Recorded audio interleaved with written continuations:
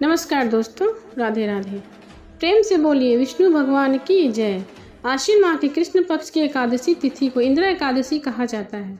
यह एकादशी पितृ पक्ष के दौरान होती है, इसलिए इस एकादशी का बहुत महत्व बढ़ जाता है। धार्मिक मान्यता है कि जो व्यक्ति इंदिरा एकादशी का व्रत रखता है उसके 7 पीढ़ियों तक पितरों को मोक्ष की प्राप्ति हो जाती है।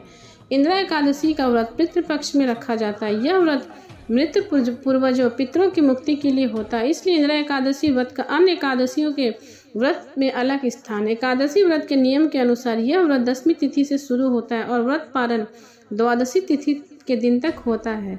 व्रत की विधि के अनुसार व्रती को इंदिरा एकादशी व्रत के पहले 10वीं तिथि को सूर्यास्त से पहले भोजन कर लेना चाहिए। इसके बाद अगले दिन एकादशी को प्रातःकाल सुबह उठकर स्नान आदि से निर्मित होकर पीले वस्त्र पहनने चाहिए और घर में पूजा स्थल पर जाएं और वहां विष्णु भगवान को साक्षी मानकर व्रत का संकल्प लें। इसके बाद भगवान शालिग्राम का पूजन करके दिन भर फलाहार व्रत रखें। अगले दिन 12वीं तिथि को जरूरतमंद गरीब ब्राह्मणों को भोजन करें और दान देकर विदा करें। उसके पश्चात व्रत का पारण करें। इस साल इंदिरा एकादशी 28 सितंबर को रखा जाएगा। अब सुनिए इंदिरा एकादशी की व्रत कथा। धर्मराज युधिष्ठिर कहने लगे, हे भगवान, आश्विन कृष्ण एकादशी का क्या नाम है, इसकी क्या विधि है तथा फल क्या है, सो कृपा कर कहिए। भगवान श्री कृष्ण कहने लगे कि इस एकादशी का नाम इंदिरा एकादशी है। यह एकादशी पापों को नष्ट करने वाली तथा पितरों को मोक्ष प्रदान करने वाली होती है। हे राजन, ध्यान पूर्वक इस कथा को सुनो। इसके सुनने मात्र से ही वाजपेयी यज्ञ का फल मिलता है। प्राचीन काल में सतयुग में के समय महिष्मती नामक एक नगरी में इंद्रसेन नामक एक राजा था। वह धर्म पूर्वक अपनी प्रजा का पालन किया करता था। वह राजा पुत्र पौत्र और धन आदि से संपन्न और विष्णु भगवान का परम भक्त था। एक दिन जब राजा सुख पूर्वक अपनी सभा में बैठा था तो आकाश मार्ग से महर्षि नारद उतरकर उनकी सभा में आए। राजा ने उन्हें देखते हाथ जोड़कर खड़े हो गए और विधि पूर्वक पूछा।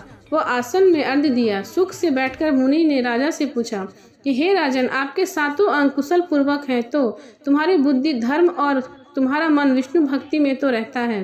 देवर्षि नारद की ऐसी बातें सुनकर राजा ने कहा, हे महर्षि, आप कृपा करके मेरे राज्य के सब कुशल हैं तथा मेरे यहाँ यज्ञ कर्म सुकृत हो रहे हैं। आप कृपा करके अपने आगमन का कारण कहिए। तब ऋषि कहने लगे, हे राजन, आप आश्चर्य देने वाले मेरे वचनों को सुनो। मैं एक समय ब्रह्मलोक से यमलोक हो गया। वहाँ श्रद्धा पूर्वक यमराज से पूजित होकर मैंने धर्मशील और सत्यवान धर्मराज की प्रशंसा की।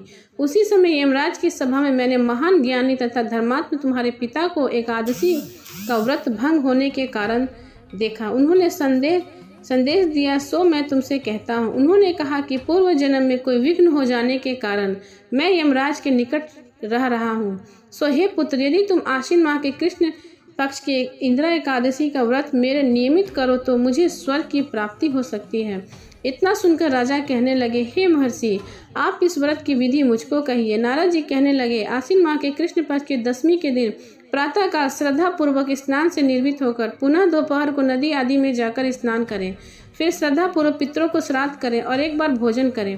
प्रातःकाल होने पर एकादशी के दिन दातुन आदि करके स्नान करें। फिर व्रतों के नियम को भक्ति पूर्वक ग्रहण करता हुआ प्रतिज्ञा करें कि मैं आज संपूर्ण भोगों को त्याग कर निराहार एकादशी का व्रत करूंगा। हे महर्षि, हे पुंडरीकाक्ष, मैं आपकी शरण में हूँ, आप मेरी रक्षा कीजिए। इस प्रकार नियम पूर्वक शालिग्राम की मूर्ति को आगे विधि पूर्वक श्राद्ध करके योग्य ब्राह्मणों को फलाहार का भोजन कराएं और दक्षिणा दे। पितरों के श्राद्ध से जो बच जाए उसको सूंघ कर गौ को दे दें तथा धूप दीप गंध पुष्प नैवेद्य आदि सब सामग्री से ऋषिकेश भगवान का पूजन करें।